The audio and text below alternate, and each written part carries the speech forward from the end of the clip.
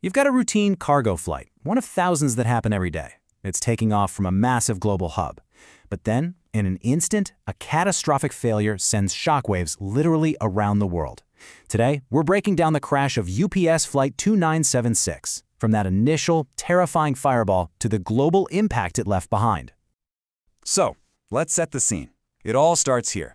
It's late afternoon in Louisville, Kentucky. Just another Tuesday. But this particular takeoff, well, it would be tragically, horrifically different. And this is what people on the ground saw. I mean, just think about that phrase for a second. Not just a plume of smoke, not just an accident, but a fireball so huge it lit up the evening sky. Right away, everyone knew this was a disaster on a terrifying scale. All right, so let's start with what we know about those first few moments, right after the world found out something had gone terribly, terribly wrong. Here are the core facts. We're talking about UPS Flight 2976. The plane was an MD-11F, a real workhorse of the cargo world. It was just starting its long haul to Honolulu, but it never even really left Louisville, crashing into an industrial park literally right next to the airport. And of course, we have to talk about the human cost.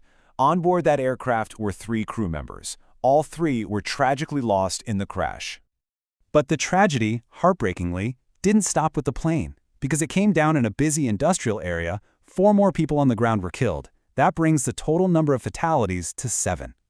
And beyond those who lost their lives, another 11 people on the ground were injured from the impact, the explosion, and the fires that followed.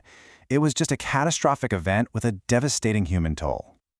So, this is where we get to the absolute central mystery of this crash.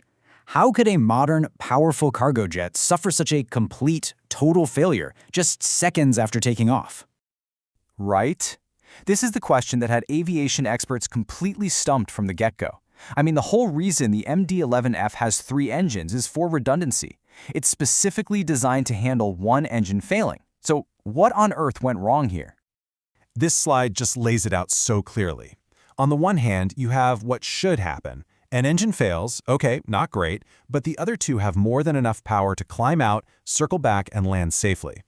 But with Flight 2976, it was a totally different story. An engine fails, and boom, a complete loss of control.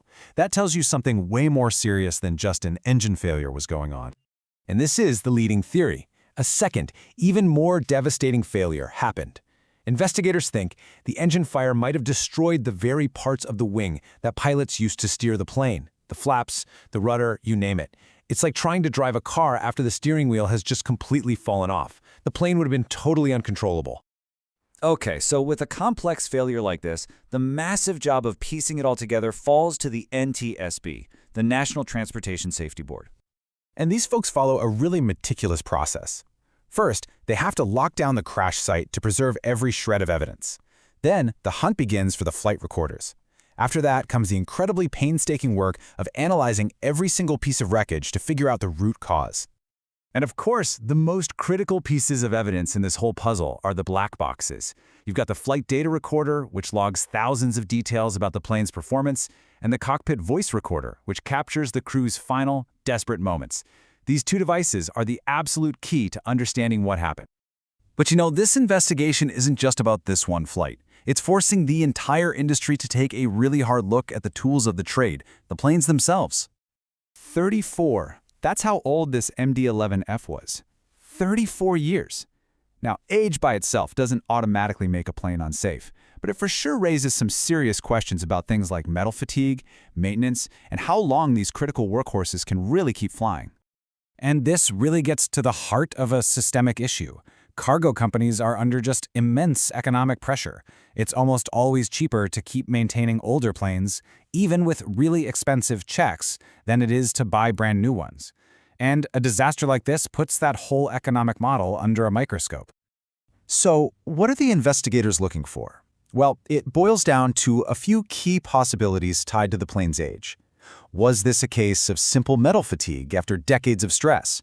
Was there some kind of lapse in the heavy maintenance the jet had just gone through? Or, and this is a scary thought, did a piece of the engine or the wing just break off in flight? The impact of this crash wasn't just felt in Louisville, not even close. It was felt all around the globe, and that's because of where it happened. the very heart of UPS's entire global operation. Just look at this number for a second. 2 million. That is roughly how many packages fly through UPS's Worldport hub in Louisville every single night. It's not just an airport, it's the nerve center for a massive global logistics network. And this table here, it just lays out the ripple effect perfectly. The crash forces Worldport to shut down temporarily. Well, that one event immediately causes massive delivery delays all across the US. And that, in turn, spirals into major disruptions for supply chains connecting to Europe and Asia. It just goes to show how fragile our interconnected world really is.